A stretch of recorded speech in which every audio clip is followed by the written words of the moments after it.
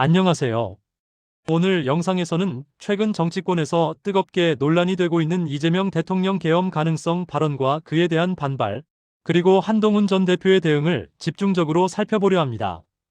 최근 더불어민주당이 한동훈 전 대표의 계엄 언급을 강하게 비판하며 형님 총에 맞지 않고 떠드니 다행이라는 과격한 표현을 사용했는데요. 이에 대해 한 전 대표는 단체로 긁혔다고 반박하며 긴 설전을 벌이고 있습니다. 이 사건은 단순한 정치적 공방을 넘어서 계엄령이라는 중대한 국가 권력의 가능성을 둘러싼 법적 제도적 쟁점, 그리고 민주주의의 리스크를 동시에 보여줍니다. 이 영상에서는 다음과 같은 질문을 던집니다. 1. 한동훈의 계엄 경고는 타당한가? 2. 민주당의 반발은 어떻게 해석해야 할까? 3. 이것이 현실화될 가능성은 얼마나 될까? 그럼 먼저 사건의 배경부터 하나씩 짚어보겠습니다. 사건 배경. 먼저 한동훈 전 국민의힘 대표의 발언부터 돌아보겠습니다. 그는 최근 언론 인터뷰에서 이재명 대통령이 재판이 재개되면 계엄령을 선포할 가능성이 상당히 있다고 주장했습니다. 그의 논리는 이렇습니다. 만약 재판이 재개돼 유죄 판결 가능성이 높아진다면 이재명 대통령이 재판을 막는 수단으로 계엄을 발동할 수 있고 이를 통해 정권을 유지할 것이라는 경고입니다. 또한 그는 계엄을 막는 것은 매우 어려운 시나리오라고 보는데 특히 국회 해제 투표를 통한 계엄 해제가 현실적으로 쉽지 않다는 점을 지적합니다. 한 전 대표는 이 주장을 반복하면서 민주당이 이에 대해 계엄을 막겠다는 분명한 선언을 하지 않는다는 점을 문제 삼고 있습니다. 그뿐 아니라 그는 이재명 대통령이 재판 재개돼도 계엄 안 한다는 한마디만 해주면 된다는 요구를 공개적으로 내놓았습니다. 이런 주장은 단순한 말이 아니라 국가 비상사태로 이어질 수 있는 매우 중대한 경고입니다. 그렇다면 이에 대해 민주당은 어떻게 반응했을까요? 민주당 측 반발. 민주당은 즉각적으로 강한 비판을 내놓았습니다. 특히 한준호 민주당 최고위원은 자신의 SNS를 통해 다음과 같이 말했습니다. 그래도 형님 총에 맞지 않고 살아서 떠드니 참 다행이다 싶습니다. 여기서 형님이라는 표현은 윤석열 전 대통령을 가리키는 것으로 해석됩니다. 한준호는 한동훈의 계엄 발언이 과격하고 마치 생명의 위협까지 연상시키는 맥락에서 비난한 것입니다. 이는 단순한 정치적 비판을 넘어 생존과 폭력의 이미지를 끌어들이며 매우 공격적인 표현으로 받아들여졌습니다.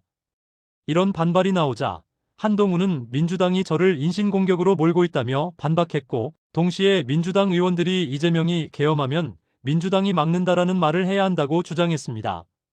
그는 또한 민주당의 반발이 플랜 B를 들킨 것 아니냐는 식으로 비유하면서 자신의 계엄 경고를 단순한 허풍이 아닌 전략적 경고로 포장하려는 태도를 보입니다. 이 공방은 단순한 말싸움을 넘어 서로의 정체성과 전략을 겨루는 전선이 되고 있습니다.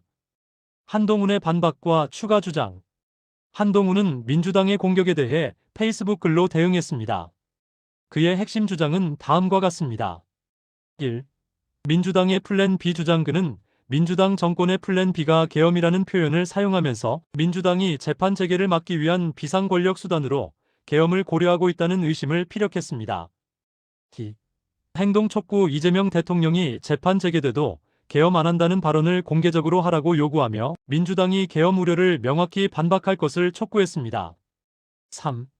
과거 비유. 그는 인도 인디라 간디 사례를 언급하면서 민주주의가 계엄으로 어떻게 무너질 수 있는지를 경고하고 있습니다. 4. 집단 반응. 언급단체로 긁혔다고 표현하며 민주당이 일제히 반발한 것을 전략적 방어로 보고 있습니다.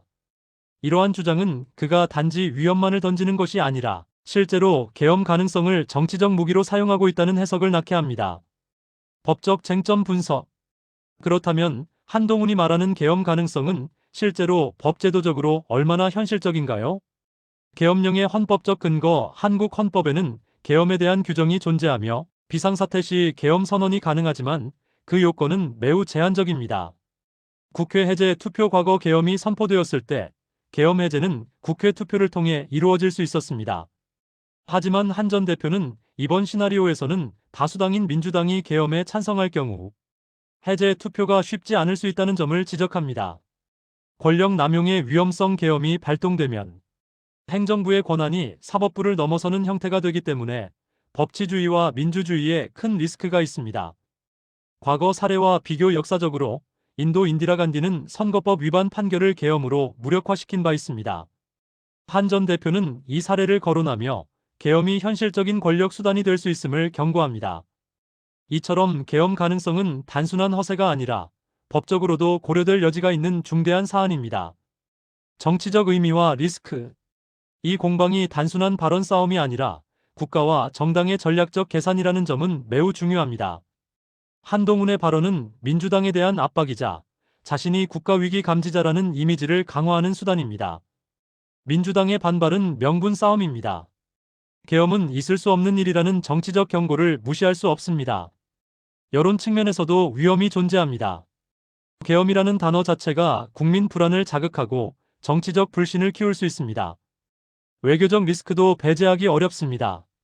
계엄이 거론되면 국제사회는 한국의 정치 안정성과 민주주의 상태를 더욱 주목할 수밖에 없습니다.